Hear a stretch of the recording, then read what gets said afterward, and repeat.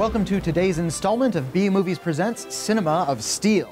Every day before the release of Man of Steel on June 14th, Whitney and I are taking a look at one of the theatrically released Superman movies. Today we're going to be looking at Superman 2. The film did suffer from some backstage drama. It switched directors from the original's Richard Donner to A Hard Day's Night's Richard Lester partway through due to creative differences. But the film is still energetic and enjoyable and features one of the coolest villains from any superhero movie, General freaking Zod. Kneel before Zod! In Superman 2, Superman reveals his secret identity to Lois Lane, and while this creates some palpable relationship drama, it's not until a trio of Kryptonian criminals escape from the Phantom Zone and arrive on Earth that the action begins to pick up in earnest. All at about the same time that Superman decides to renounce his powers in order to be with Lois Lane. Don't worry though, it all works out in the end. Like when Superman rips his chest logo off and magically transforms it into a cellophane something or other. Seriously, what's going on there? No one knows what's going on there.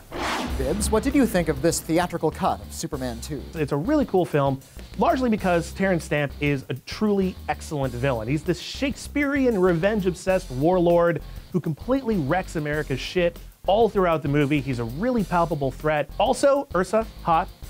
Said it before, I'll say it again, I'll keep saying it. As for the bad, as cool a villain as General Zod is, he has nothing to do with Superman for most of the movie. Most of the movie is just Superman sleeping with Lois Lane and completely neglecting the entire world and getting God knows how many people killed, right? The extra superpowers are really stupid, but for the most part, I dig it a lot. Like you said, it's just the villain, really, that carries this movie. General Zod is more charismatic than any of the other characters in the film. Sadly, the tone of the film isn't nearly as epic as the original, and there are a lot of little jokey slapstick asides that are totally inappropriate, added after Richard Donner was fired, that I just don't like. All right, ranking time.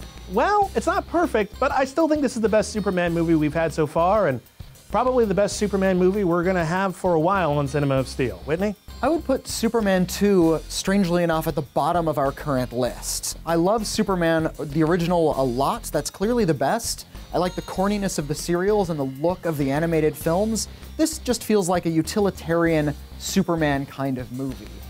Gee, I think perhaps somebody ought to teach you some manners, sir. Thanks for joining us on Cinema of Steel. Be sure to join us tomorrow for our coverage of Superman 3.